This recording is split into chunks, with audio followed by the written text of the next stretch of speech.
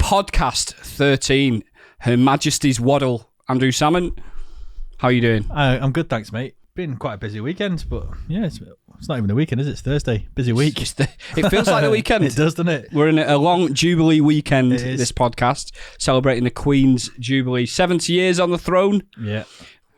Oh, Platty Jubes, as it's known. I spend about 70 years each time I sit on the throne as well. I'm MachineDaena. I'm Andy Salmon, Coronation Street superstar. Yep, extra. And I just doss around, really. Yeah, I mean, I do work, but not very hard, to be honest. In fact, before we move on, let's not. Okay. No, let's not. We've got a jam-packed podcast today. We've got all sorts coming up today. We have got a section about what have we been up to. Obviously, we're going to be talking about the Platinum Jubilee. We're talking about Ricky Gervais's Supernature, most recent stand-up comedy. Absolutely brilliant. If you've not watched it, we'll be getting into that.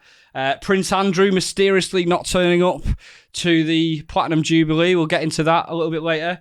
And also, hot off the press, the Queen's not going to be at St. Paul's Cathedral for the second day of the Jubilee celebrations. And that's apparently because she's in discomfort or something, which is what led us to our title for today's show. It is, yeah. Her Majesty's Waddle. Her Majesty's Waddle. She's getting on a bit. We'll get into that. Yeah. We'll get into it. We've also got Top Shelf coming up, which this week is mine. I'm very looking forward to the Top Shelf, bringing booze to your ears, yeah. and then if you go out and buy it, possibly you'll be bringing booze to your mouth. Yeah, that's how it works. That catchy. Just rolls off the tongue, doesn't it? We've got Headliner coming up. I'm going to be reading out 3 different headlines, and we'll be choosing one, digging into it, and hopefully it'll be pretty funny, silly headlines. Bit of a twist on it this week, Salmon. What else we got? Then we'll be looking at what's happened over the last fortnight. So there's quite a few things that have happened. We had the Johnny Depp trial. We've had the gun shooting in America. We've had the end of the football season, Champions League. We're going to talk a little bit about the Stranger Things. Even though I haven't begun to watch the new series yet, there's been a bit of fuss made about one of the songs in it. So we'll chat about that. We've got my Goose News. On the board here, I've just written the word breastfeeding. So if that doesn't hook you in to keep you listening for the rest of the show, then I don't know what else will. And then the pork scratching section is a random, interesting subject, and I've got a brilliant one this week. And then we'll look at what's coming up over the next couple of weeks before the next podcast. Okay. Mainly the football transfers, Black Mirror, possibly releasing some new material too.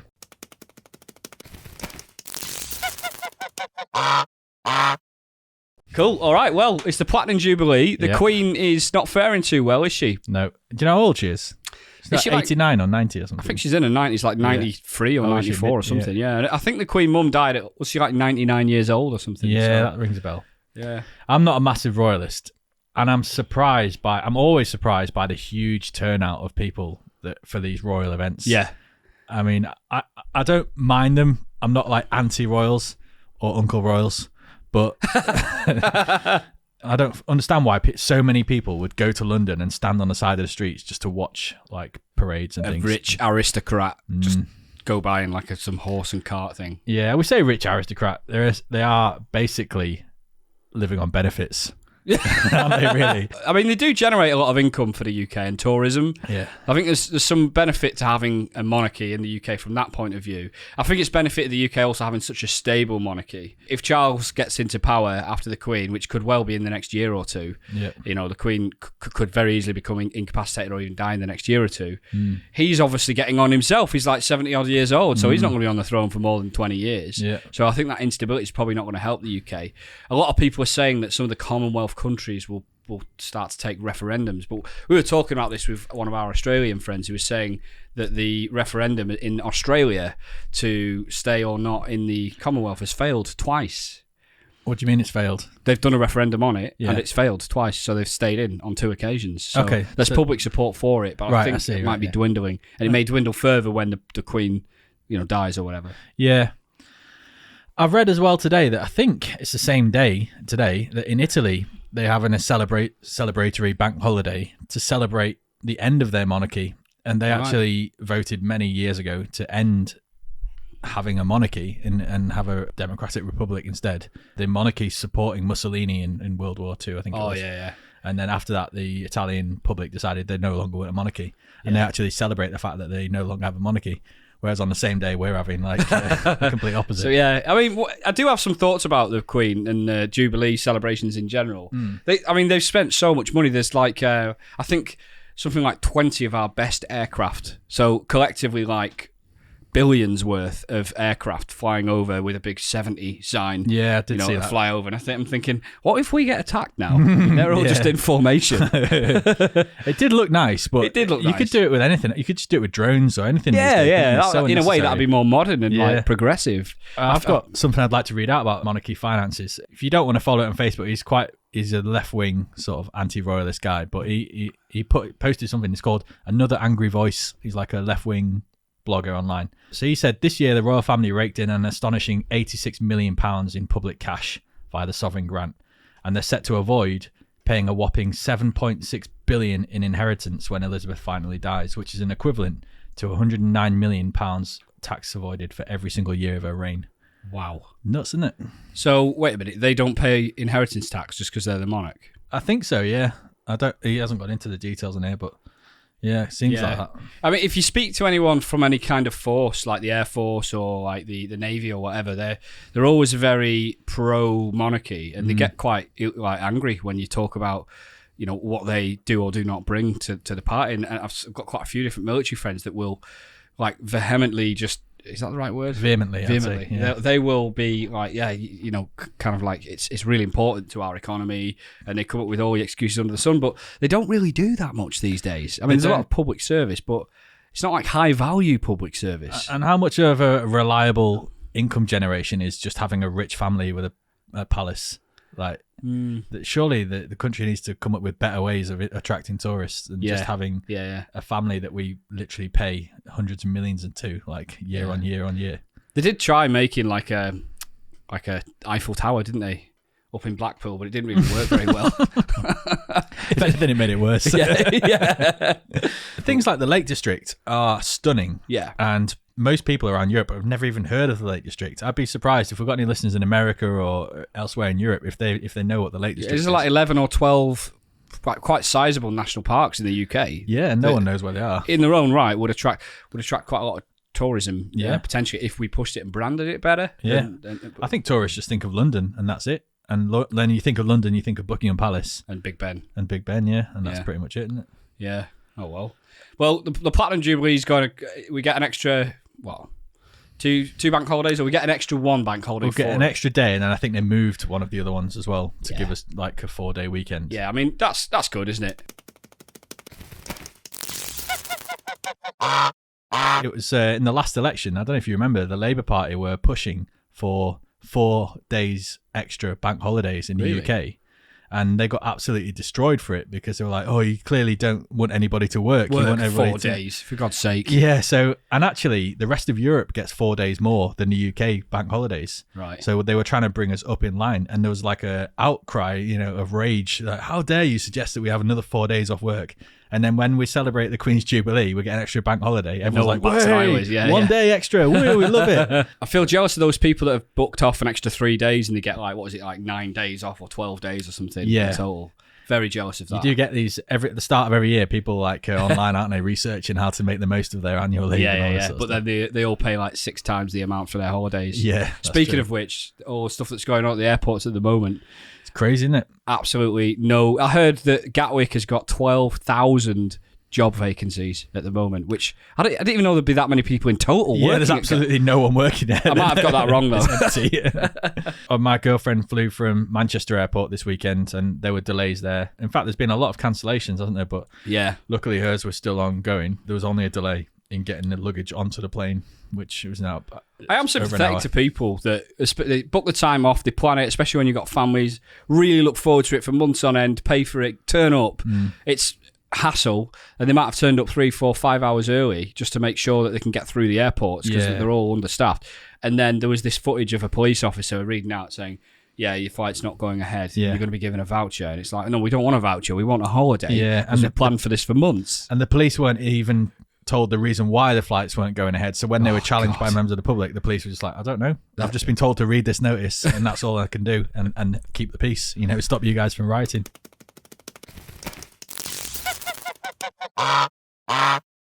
In Germany, where the national railways are publicly owned, the government have slashed the price of train journeys by 90%. 90? You can get a train from one end of Germany to the other for €9. Wow. And the only reason they've done that is because they've acknowledged how expensive it is to take the car. So they want people to stop being so reliant on using the car everywhere and actually take the train. Probably because they've got this closer issue with Russia and the gas pipeline and everything. So I think they're trying to make more of an effort to get people away from using cars and actually get back on the trains. But that just shows what you can do if you've got a publicly owned railway system. That's really interesting, because the government have announced that they're going to do a windfall tax, haven't they? They've eventually U-turned after 3 or 4 weeks, or was it months of Labour banging. In fact, 5 months ago, Labour first talked about a windfall tax. They've eventually U-turned. Keir Starmer said this. He said, you will U-turn on this. We know you will U-turn. It's only a matter of time. And of course they have. Yeah. And then just great timing, the day the Sue Gray report comes out.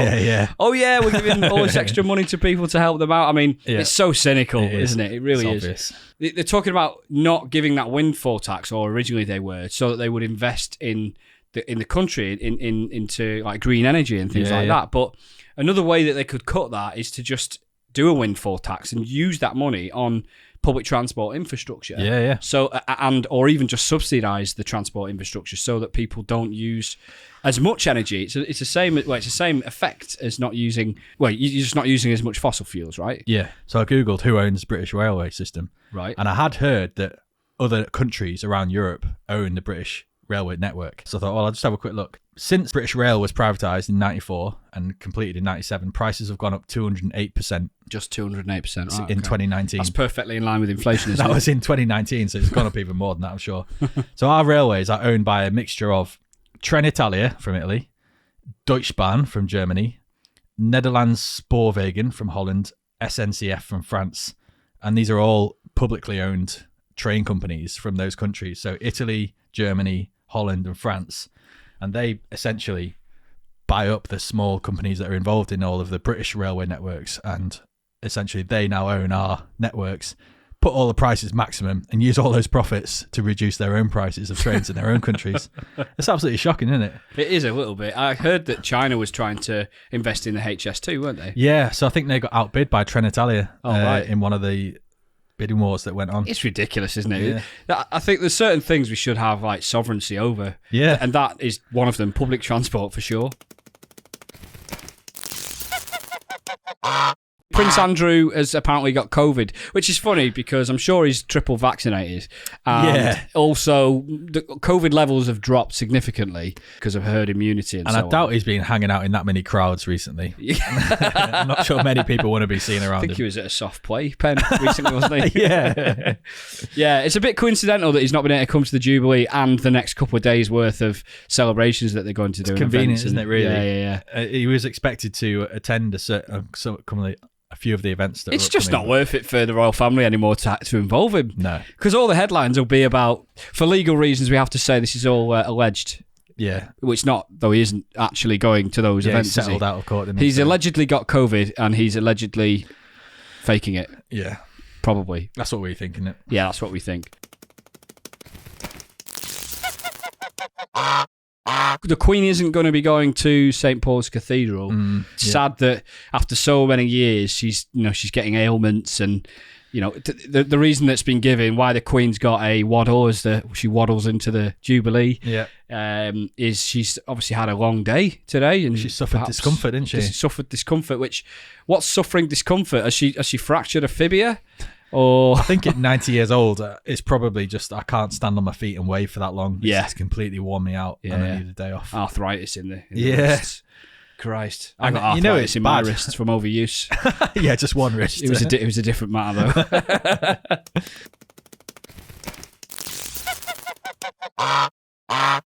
Ricky Gervais has launched. We've both now watched Supernature on Netflix. Yeah. Came out about a week ago, probably. Yeah. A bit annoying that I saw quite a few of the good jokes on TikTok first. Oh, that's that annoyed me. Yeah, I hadn't seen any of them. I still found it the more funny the second time around, but it just meant that I kind of felt like I'd seen half of it before I actually had. Yeah. And I guess that's the problem with TikTok. But if you're Ricky Gervais, I mean, where are you going to be promoting it? TikTok's the perfect place. Yeah. You know, we've gained millions of listeners on this show. We have, haven't we? Yeah. So if we're getting millions, imagine how many he's getting. Probably billions. Yeah, absolutely. Yeah. So, but I did want to talk about this because I really love the way he's able to skirt the edge of what would normally be like cancel culture. Ricky Gervais is going to be cancelled because he's talking about Nazism and all that kind of stuff. But because he creates a character and then he acts out sometimes two different sides almost in a narrative, it takes Ricky Gervais out of the picture. It becomes the characters. He actually says that in some of his jokes, doesn't he? He's like, that's not me saying it. Yeah, that's not me. That's him. Yeah. So he's able to say even more edgy things. Yeah. He's able to weave his own opinions into things, but also he contrasts it also with kind of annoying points of view from other people. And it's very clever humour, and I don't think any other comedian is doing that to that level at all. He's absolutely mastered that technique and that ability to say what he wants to say without getting cancelled. Yeah. Because some of the jokes that he says, I think if anybody else had said it in a different way, especially the woke culture stuff. Yeah. So we were talking earlier about one particular, we don't want to spoil all the jokes, but there was one bit where he's talking about the old school women, the ones with wombs, and then he gets onto it where he's like, you know, not like these new women. It's like, come on, meet me halfway, lose the cock. I think he is probably the greatest British comedian of all time. I could go along with that. One of my favourite all-time Ricky Gervais sketches is the gay leaflet. Yeah. Why don't try coming on his back? Coming out the window.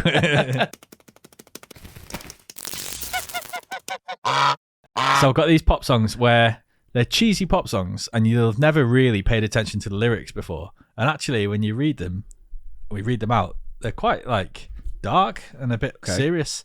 So I'm going to read them out with no tune and see if you can tell me what song it is. You'll definitely know the song.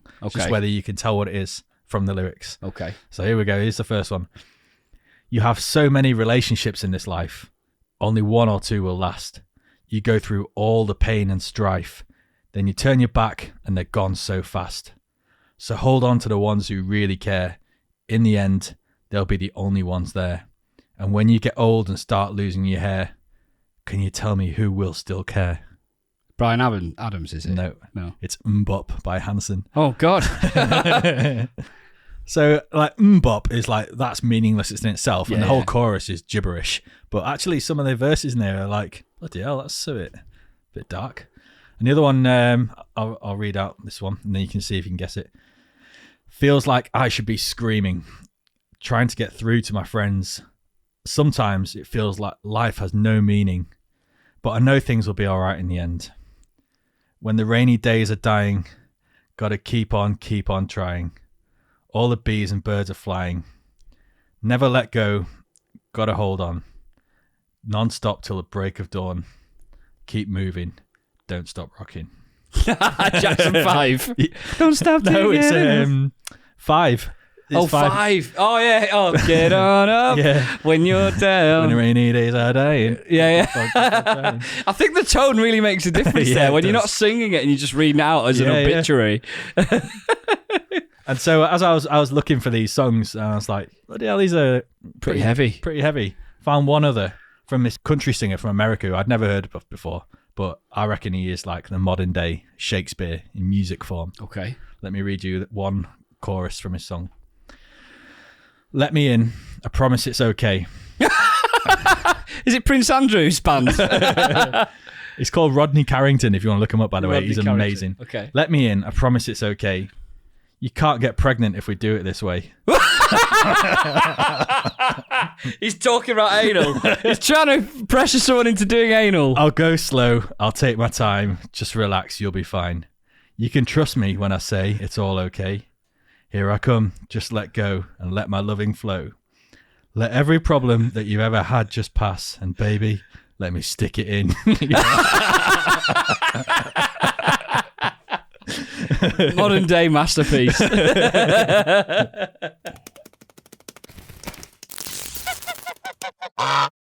Right. Top shelf. So this is the part where we bring a new alcohol to the fore, and the idea is to try and widen your horizons with the drinks that you might try at various pubs and just bring a bit of culture Yeah. to them. So this is the You got a little jingle, Salmon, or?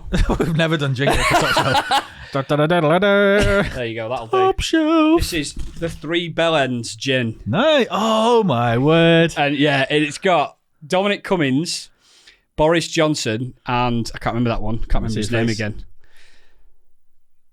Matt Hancock. The Three Bell Ends thing. So this is the Three Bell Ends gin. And this was a gift from my auntie and uncle. So it's a gin, and it's a brewery based in Liverpool that's attached to a pub that is also called the Three Bell Ends. Yeah, I remember seeing the pub changing its name to the Three Bell Ends. Yeah, I think it's recently changed the name to the Two Helmets. Right, has it? I don't know what that's really in reference to, but I know it's another thing to do with government protest, something to do with COVID or something like that. Right. But yeah, you've got three bells on the heads of three bell ends. Yeah. And this is called the Three Bell Ends gin. Quality. So it's 37.5% volume. Small batch, handcrafted, artisan gin, suitable for vegans. No artificial colours, flavourings, blah, blah, blah. Allergens. That handle is egg, milk, nuts, seeds and cereals. What? Oh, produced in premises that handle. So we're going to have a gin and elderflower tonic. In my experience, is gin not usually like white? Wait, can pure... we just... Ooh, good sound. A little dribble Yeah. as well. Jesus, Dana. That's a large measure. That is a large measure. So I'm on a gin and tonic. Cheers. Cheers.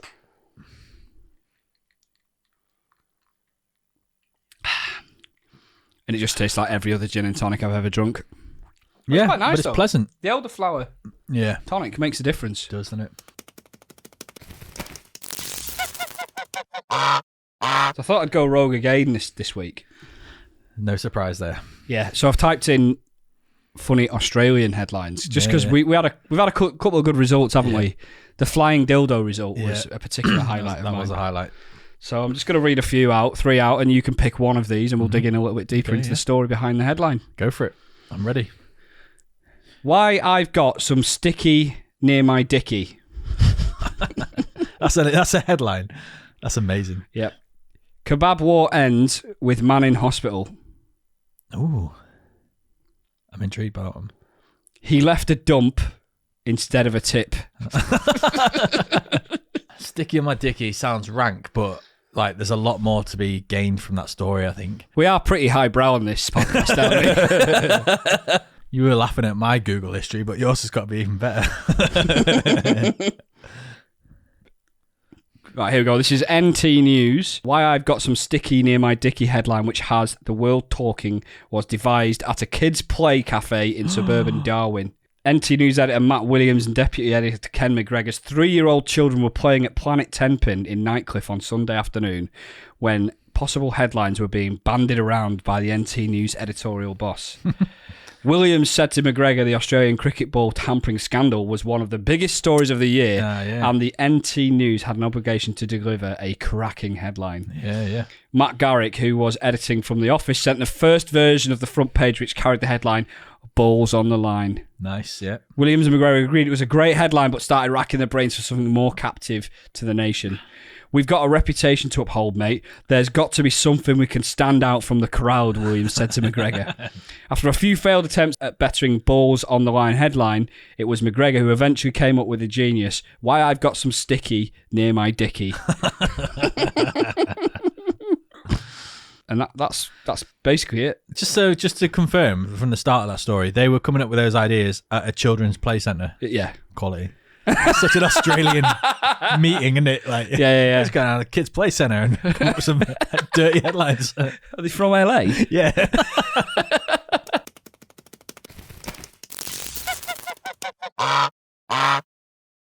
The results came out yesterday. I frantically texted Salmon, jump onto BBC News. The judge read out the results. And what it's ended in, so this was, if you didn't know about the case, the top line is, or the exec summary is, defamatory case. Johnny Depp's basically saying that she has been defamatory by saying that he abused her. She wrote some articles and so on and so forth, the Washington Post.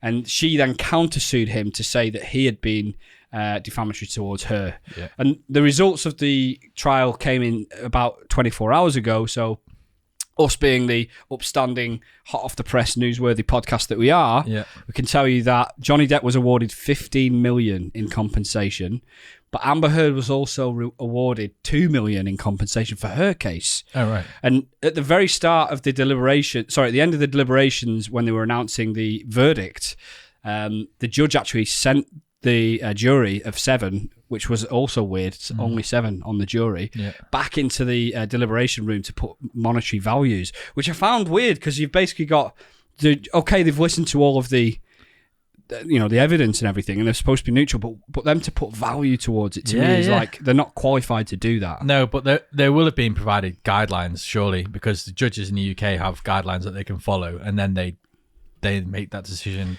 based on the facts between those guidelines. One of the interesting things was that Johnny Depp has been successful in America, and Amber Heard has been successful in a UK court. Oh, right. For defamatory. Oh, that's interesting. So, and the different rules. And I think in America, you need to prove that you have been defamatory, whereas in the UK, you need to prove that you've not been. The defence needs to prove that they've not been defamatory, or something like that. It's like one or the other. It's basically a lot more difficult in the UK to get the defamatory case over the line. So that was really interesting. But Johnny Depp's obviously come out of this publicly very well, much better off than he did going into Absolutely, yeah. And I do think, just cold reading the guy, he's got a lot of troubles, but he seems like a guy that's like got a good heart. He just doesn't seem like the type of guy that would routinely just abuse. I know you can't always tell these things, but it's not rare for a Hollywood celebrity to have like a bit of a dark side to their character and struggles with fame and things that are kept out of the public limelight, and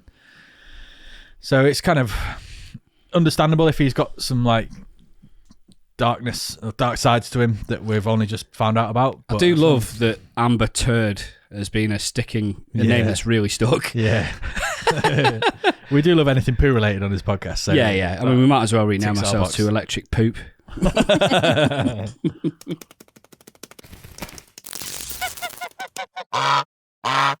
Liverpool missing out on the quadruple was a major thing, especially for me. I went into Liverpool for the Champions League final, and the atmosphere was incredible. Probably better than any other of the Champions League finals I've been to in Liverpool. Yeah, it was really a shame that they lost the game. Liverpool had like 9 shots on target. Real Madrid had 1 shot on target, and with that shot, they scored the goal. Yeah. Do you think Liverpool didn't turn up? It was just a great display from the Madrid keeper. I think it's been a tiring season for Liverpool. And I think the pressure of losing the Premier League the week before probably got to them. We also know that Salah and Mane, 2 of the most key people that play for Liverpool, have been in contract negotiations recently. Yeah. That can't help. No. So is that the fault of Liverpool Football Club then to not get that sorted? I think so, yeah. Or the agents of the players trying to push for more and be greedy. Because I don't think that would have happened under like Alex Ferguson at Man United. I don't think he would have let contract negotiations like rumble on for so long to the point where they could affect a Champions League final or something like that. But he didn't win a quad. No, he didn't. Well, he did win a treble. It's interesting. Liverpool were 2 games away from winning the quadruple, and I just doubt whether that'll ever be done. I don't know if a team's ever going to be good enough to do that. Man City next year. With Haaland? Yeah. Oh, God. I'm scared. They're supposed to be buying a left back because they've gone the whole season without really having a proper left back. They played Cancelo there, who's normally right back. He's played well though, hasn't he? Yeah, he's brilliant. Yeah, he's a quality player. So I think if they buy a dedicated left back, I think they're going to sort out their central midfield as well. Fernandinho is leaving, I think. So Aguero's gone, and so they've got Haaland to replace him. So they've replaced Aguero, one of the best young strikers in the world. Yeah, he could be better than he could be the best player ever lived, Haaland. Yeah. If he carries on his current trajectory, at the age that he's at, is he 21, 22 years old? He could easily be the best player in the world. Absolutely. And so they've gone this whole season without a dedicated striker, essentially. Yeah. And they've still won the league. And they got pretty far in the Champions League. So I wouldn't be surprised next year. First of all, though, I think they'll win the Champions League next year. Really? Yeah. I suspect they'll probably win the league again, although it won't be their priority. So they may even rest players, rotate players, for league games to prioritise the Champions League, because at the end of the day, that's their holy grail, isn't it? They've never won it and they're desperate to. Yeah, they've got to prioritise that, I think. Yeah. It's just that hanging problem where fans can always say, you've not won this. Yeah. And then once they've got it, it's like, that's it, you can't say it anymore. A little bit like Liverpool with the Premier League. It feels like United fans are cheering harder because of Liverpool losing than United winning when United win. Yeah. And that's just the United state don't win these days, though. That's the problem. Got to give them something. Yeah. If your own team's not going to win, you've got to make sure the rivals don't win too much as well. Yeah. DALL-E 2, which is an AI image searching tool that's been released. And this is, I don't know what it's powered by. It might be something like Google Big Blue, whatever it's called. WALL-E 2. Yeah. It's powered by the Disney movie WALL-E 2. Yeah. Which has come in leaps and bounds on the AI front since then. So DALL-E 2 is, I guess it just learns machine learning and then scours parts of the internet and different servers for images that relate to the wording. But it's really hyper intelligent where you can ask it to make a picture of stuff that's multi-levels deep. And it reminds me of something else that Google have recently showcasing. But the DALL-E 2, you can ask it to create a picture of something. So you could, for example, you could say, I want a picture of a Northern English man with a goose for a head in the style of Picasso. Right. And it will try and do all of those things and it will create the picture for you. Amazing. You can make it really complex. That sounds so good. And it's quite good and there's different styling options you can go for and all that kind of stuff. So yeah, check that out. Do a search for it. Run a few images through that. And maybe next podcast, we can both come with an image and show the image. That sounds right when you just said we can both come. We can both come on each other's backs or out of a window. That reminds me of another modern data take, and that is, well, there is a company, I think it's called Clearview. Basically, they've spent the last couple of years harvesting all of the images of people online, all of the publicly available images of every single person that they can get their hands on. Wow. Including Facebook images and things like that. And they're building an online directory of people and their images. So they potentially have a lot of images of you. So from all of everything that's out there publicly without your permission. But what their excuse is, well, it's publicly out there, so why can't we? And so then they provide a service to, let's say, the FBI or British police or whatever. And the FBI will say, can we have some images of Daena Hayhurst? And they'll be like, yep, here's what we've got. This is what he looks like. And so they've got this scary, that, isn't huge catalogue of everybody that they can find online whose images are publicly available. Actually, so for you, it'd be, can I have an image of a salmon? Yeah. That's why I was cleverly named by my parents to avoid this particular incident. But actually, they've been sued by a lot of European countries for breaches of GDPR because what they're saying is, yeah, you're saying that these images are publicly available, but what you're doing is accumulating all of this data and attributing the name to all of these images. And then monetizing it. It changes the game a bit, doesn't it, when you actually, there's aggregation and there's a business model that underpins it? Yeah, and you don't put your images out there publicly for them to be harvested by a company that without your permission. So they're being sued under GDPR by a lot of countries. And the UK are the latest country to sue this company. And the CEO has come out and said, well, we're extremely disappointed that the UK or Italy or France or whatever countries have taken this action, saying we're extremely disappointed because we're investing a lot of money into this and we can provide a very beneficial service to all of the governments, etc. Yeah. It's scary stuff, isn't it?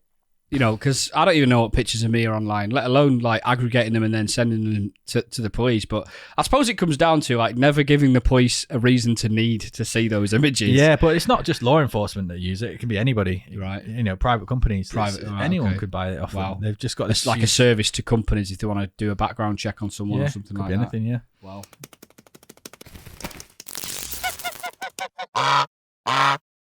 Stranger Things is going viral at the moment because there's a song by, was it Kate Bush? I can't remember what the song's called. It's like Running Up the Hill. And yeah, that's going absolutely mental viral at the moment. There's basically all these younger Gen Z, it's Gen Z. The latest one. Yeah, the latest one. It was like Gen X, then millennials. There was no Y. And then Gen Z. And then you got fucking boomers, which are just, most of them are dead now anyway, aren't they? Or listeners of this podcast. Yeah, and we love you all. Yeah. Bastards. Thanks for fucking up the country for us and scooping up all the cheap houses. Yeah. These Gen Z kids are all being introduced to these amazing bangers from the 80s. Yeah. And it's a great song. I've sort of recognise it a bit, but it was never super. It wasn't like a Phil Collins, or I mean, Kate. We all know Kate Bush, but I don't think I'd heard that tune, that specific "Running Up the Hill" song before. Well, I've seen. I don't want to ruin the new season of Stranger Things. So it's Stranger Things season 4. I know that it's coming in 2 parts. So there's going to be part 1, part 2. Oh, right. Okay. So you can only watch the first half. So me and my wife have decided we're not going to watch the first half until the second part comes out. I'll do the same. End of July, I think it's going to be for that. But this song from Kate Bush, Running Up the Hills, it's an interesting scene. And some people are saying it's one of the best pieces of cinema they've ever seen. Right. Because it's, I don't want to spoil all the details, but it's as Stranger Things done, in Stranger Things style, there's an evil part going on and then like a real life part going on. Yeah. And it's swapping between the two. And you've got all the kids that are kind of trying to resolve something. And then obviously you've got monsters in there. Yeah. But the backdrop to this whole scene of this lady that's running away, one of the kids that's running away, is this song. Yeah. But then there's evil things going on around her. It's just so unbelievable cinema. I'm so excited. Yeah. Whitby Abbey, which is where Dracula was supposed to have reached the shores of the UK in the book. It was 125 years old, the book, recently. Right, okay. We've talked about Whitby Abbey and the vampire sort of collection festival that goes on every year. But this particular year, the vampires made a fantastic effort to break the Guinness World Record. 1,369 people dressed as vampires to meet in Whitby. And that was a world record? Guinness World Record. Can you imagine the most people dressed as a geese in one place world record for? We should do that. Has to be done. AGM. We need that like on the wall. The electric honk AGM world record. If we can get, oh god, what an idea.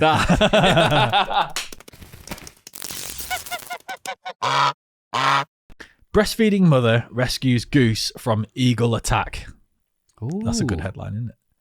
A mother saved her pet goose from an eagle attack while breastfeeding her baby girl in North Saanich in British Columbia. It's already got a few twists, hasn't it? Kate Oakley realised something was wrong as she was breastfeeding her infant daughter when she heard her goose, Frankie, screaming. Great name for a goose. Kate told CTV News, "She just sounded different, so I went to the front door in the middle of feeding our baby.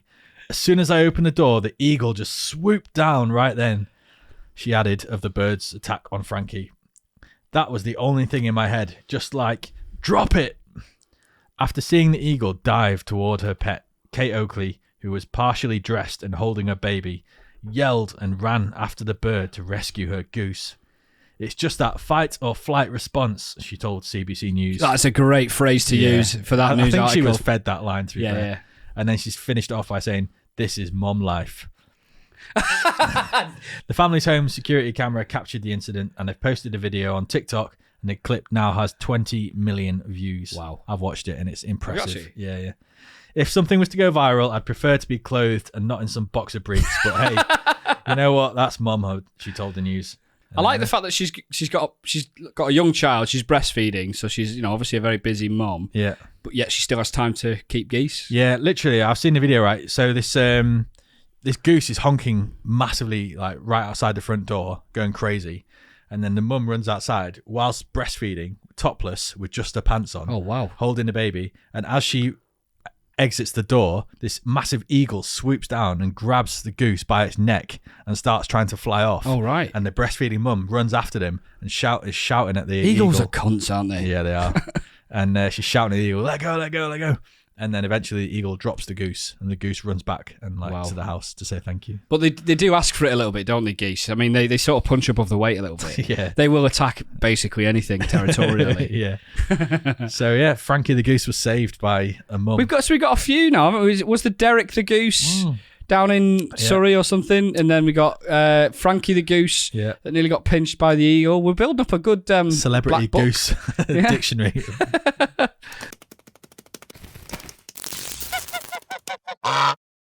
Pork Scratchings is a section where we talk about, we take it in turns every podcast to find an interesting subject that the other person will learn nothing about.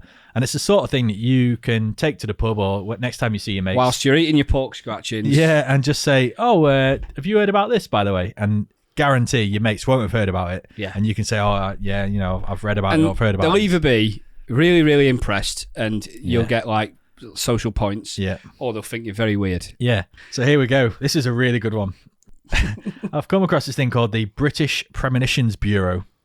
I take it you never heard of that? Never heard of that. Yeah, that is a new one for me. So this was an experiment in the 1960s to collect and collate the public in Britain their dreams and visions where they predict disasters to happen.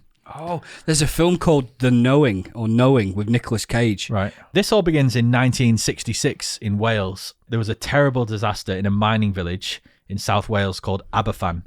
And what happened was there was a huge heap of coal waste outside this mining village, and it had been all shoved on this hillside near the village. After weeks and weeks of heavy rain, all of this like coal waste began to slide down the hillside, and it went into the village, and it crushed a school and killed 116 children and 18 houses in the vicinity.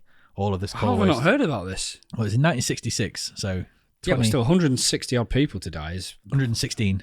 Well, Still a lot. Children. We're still in triple digits here. I asked my grandma about this, and she said, "Yeah, I remember it well. It was awful." So, like, it was a big thing. Following this disaster, some of the people that came to the village the next day to help out, amongst like politicians and things, there was a psychiatrist called John Barker. So he was a classically trained doctor. He went to Cambridge. He's published in like various medical articles and things. He's also had a lifelong interest in paranormal activity and things like that. So he came up with this idea of something called pre-disaster syndrome. And that's where people have a feeling of like suffocation or dread or sort of like depression, and they feel that something bad is about to happen. And he was really interested in that. After this Aberfan disaster, this Barker guy started to hear of strange things, of people having different bad feelings and hunches that something bad was about to happen. So he approached them. And some of them were quite specific. And one of them was this little girl who went to the school. According to her mum, this little girl said she really didn't want to go to school that morning because she had had a dream that night that her school didn't exist anymore and it had been covered in black. And the mum was like, "I don't know what you're talking about, but you're going to school anyway. Get to school." She went to school and she ended up dying in that disaster. So Barker was kind of stirred by this, and he came up with this idea of, like, what if I try and collect all of the people's premonitions relating to this specific disaster in Wales? So he contacted the Evening Standard newspaper and put out an advert saying, if anybody had any strange feelings or premonitions about this disaster that happened, please contact me. Over the next couple of weeks, they got 76 replies of people that said they'd had these feelings and premonitions and things. So on the strength of that, he came up with an idea of a British Premonitions Bureau, so like a government department, to collect dreams and bad feelings from the British public on any subject, and then to test those feelings and hunches against any disasters that happened that year. So what they tried to do that I hadn't done before was collecting premonitions before the event happened and see if anything pan out. So how it worked was people would call the Evening Standard newspaper, say I've got a premonition, and they would be filled out on a special form, and then they were categorized into different categories like air disasters or royal family or space and things like that. And then goose disasters. Yeah. That's the most common dream I have. Yeah. Then they would be sort of like matched against real events happening around the world. In 1967, they got 20 in the first 48 hours of requesting these premonitions to come through. Most of them were a bit vague. There were 2 contributors who actually had quite a good hit rate of these premonitions. One guy was a guy called Alan Hencher, who worked for the post office. Another one was Kathleen Middleton, who was a piano teacher. And they both had premonitions of this Aberfan mudslide thing that killed the kids in the school. So they both experienced like these quite strong physical symptoms. They had like headaches, depression and things like that. And they said that these symptoms continued until the disaster happened, and then they felt relieved of it. Wow. Within a few months of the Bureau being set up, things took a strange turn. In April, the Bureau had its first significant hit where Mr. Hencher seemed to accurately predict a plane crash in the Mediterranean. So he called in and said he's had a premonition that 123 or 124 people are going to die over the Mediterranean in a plane crash. And 30 days later, a plane crashed in Cyprus, killing 124 people exactly. Wow. In another one, this piano teacher, Middleton, she wrote in to say that she's had a vision of an astronaut looking petrified like he's about to die. And then earlier that day, even though it wasn't reported until a few days later, Vladimir Komarov, a Russian astronaut, crash-landed and burnt to death. And finally, this is where it gets really interesting, Hencher, the post office worker, he called Barker in the middle of the night and said, "I'm really worried. I've been worried about you all day. I think your life might be in danger. Wow, you should watch that's out." a turnout for the books, isn't it? Fuck. And so Barker's like, "What, do you think I might be involved in some sort of like fatal accident or something?" And Mr. Hencher said, "Yeah, 100%.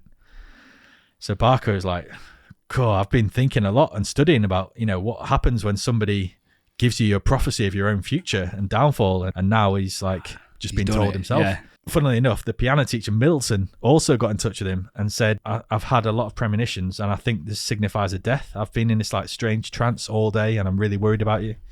And then 3 weeks later, Barker had a stroke and brain hemorrhage and died. Following his death, the British Premonitions Bureau was closed. There's just been a book released by an author called Sam Knight, which I'll definitely read because I think I'm fascinated by it. This has got like Netflix viral series written all over it. Well, you say that. It's actually got Amazon Prime written all over it. Right. They've just won the rights to turn this story into TV production. I'm going to watch that. So something that this immediately made me think of, and this is why, and I want to preface this by saying I am like incredibly cynical, very scientific, love to see evidence of stuff. But something weird happened to me that my dad passed away about 5 years ago, or 5.5 years ago. Every now and then, probably every couple of months, I used to have this feeling that like, what would happen? Because I didn't really see my dad for like many years, more than 15 years. I'd not seen him. Yeah. But every now and then, every couple of months, I'd have a thought about, what would I do if he died? You know, would I go to his funeral and stuff like that? But it was normally like a passing thought for 10 seconds, and then it'd just be one of those things while you're daydreaming. But there was this one night where I was up watching some stuff on the iPad. My wife was next to me asleep, and I thought to myself, what would I do if my dad died and I got a phone call and so on?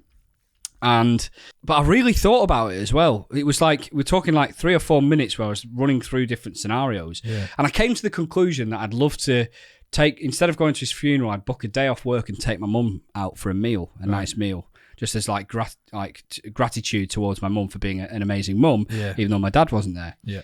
And this was at like 1 o'clock in the morning. And then the following day at 11 o'clock, I got a call from the police to say my dad had died. Fuck, mate. And it was so fucking weird. I was like really weirded out by it. And this really happened. I was like, what the hell? And the thing that made it weird is that the feeling that maybe I was thinking of that possibly whilst he died. Because he had bacterial meningitis and he had diabetes. And he basically got up in the night, went to the bathroom, kind of like something's happened in the bathroom. He's had some sort of like episode. He's just like fallen over and died in the bathroom. It's entirely possible, unlikely, but entirely possible that I was having that thought whilst he was dying. Unbelievable. And that just reminded me of what you were talking about there. Yeah. That maybe there is some sort of deeper connection that we just don't know about. You know what? I bet there is. And imagine how many of these premonitions and visions people have that go unreported. Yeah. They just tell a friend or somebody, or maybe they don't even tell anybody. It's like a close secret to themselves, and there's no scientific study into it. There's a new series of Black Mirror. So when you mentioned that to me earlier, I thought, I can't even imagine the technology that they're going to be like showing or displaying in Black Mirror about the sort of things that were, because everything in Black Mirror pretty much is happening now. Yeah. And Black Mirror was made like 5-10 years ago.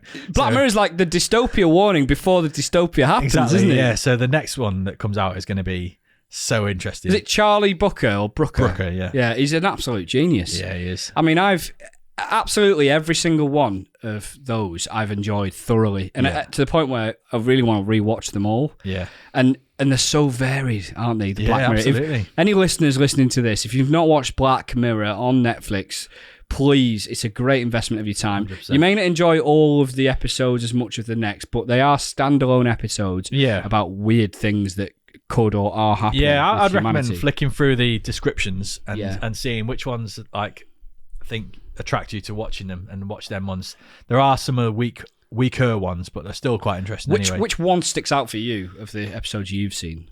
I think the first one that springs to mind, which is nowhere near like as good as the next one, a recommendation. Yeah, it's just one that stuck out to me. Really, it's about a food shortage and the fact that all the bees are dead, and I think that's quite a big thing in Manchester because there's quite a big like Save the Bees campaign and things. Yeah, and there's one where they've got mechanical bees to pollinate all the flowers and make food production and things like that, and a hacker hacks all of those mechanical bees, and they start killing people and stuff. Yeah.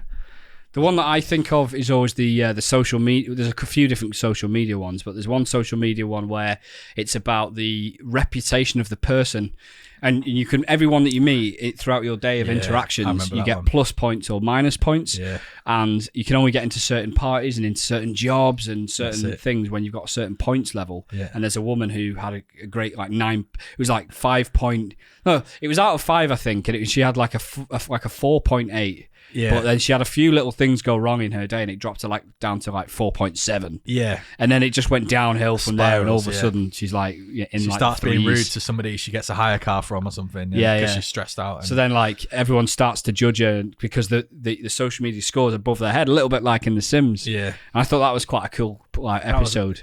And that is strikingly similar, really, to the social credit system in China, isn't it? It's all about followers and how many likes have you got and all that kind of stuff. Yeah. There is a case to say that maybe something like that should exist. Like, how punctual are you? Like, how often do you let people down and stuff like that? There definitely is a case for that. I mean, it's horrible because you would instantly lose any freedom to be yourself.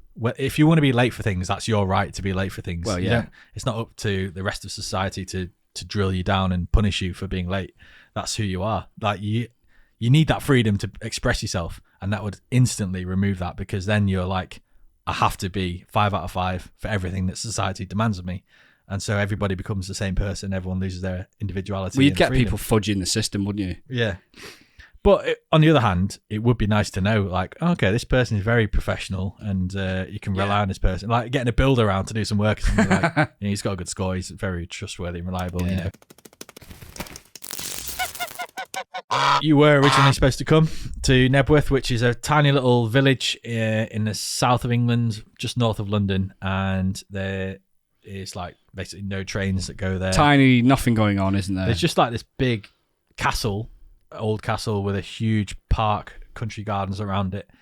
And if you make it as a huge act in the UK, you quite may get the opportunity to play a concert in Nebworth, which Oasis did in the 90s. I think previously Pink Floyd have played there, and surprisingly Robbie Williams, although he was like a superstar in his pomp, wasn't he? Probably the lowest name to have ever played at Nebworth is Liam Gallagher, who was the lead singer of Oasis, but his solo career, whilst it's quite good, is not to the level not worthy of Nebworth. Not worthy of Nebworth. But he does sing a lot of Oasis songs in his solo gigs, so it's basically like going to see Oasis without Noel Gallagher playing. Yeah, I mean, I saw the set list, and the encore, all 5 songs are Oasis songs. Bangers as well.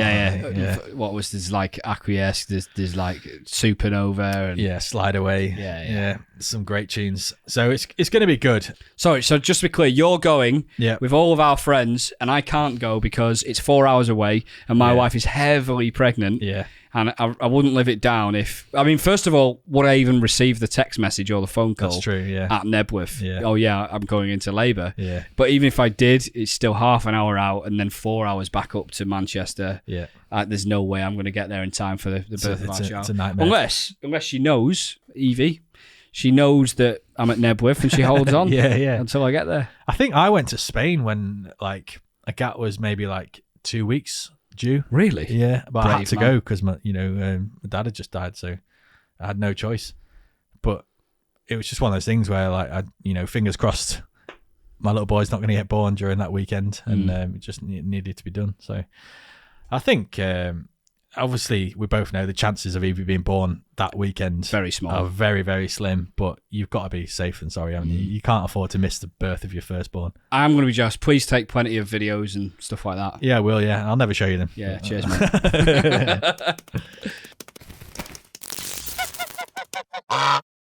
Season's over now, isn't it? It's been a good season, I think. Yeah, it's been exciting.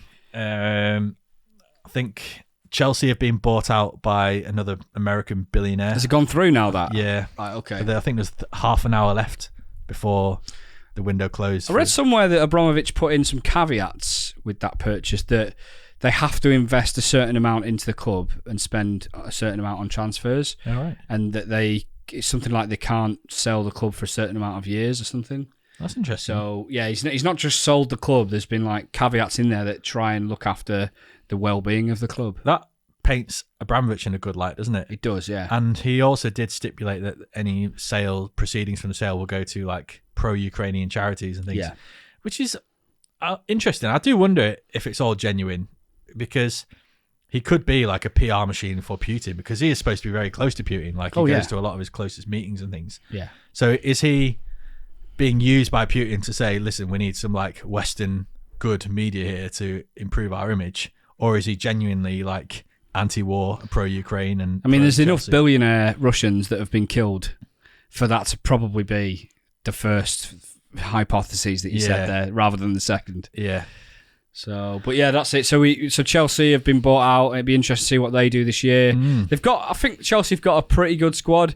I can't see them breaking the top 2 though. They've been far enough away from it that I just cannot see Liverpool. Yeah, and you need that consistency, City. Don't you, of just winning every week? And Chelsea don't have that. But it depends who they buy. Yeah. I've been impressed with Tottenham lately. I think there's a reasonable chance Tottenham could. Yeah, they've got a great manager. Chelsea this year. I think that'll be an interesting fight for 3rd and 4th place. Arsenal improved a lot this season. They did, yeah. A lot of young players. And that's the thing about Arsenal. They do have great young players.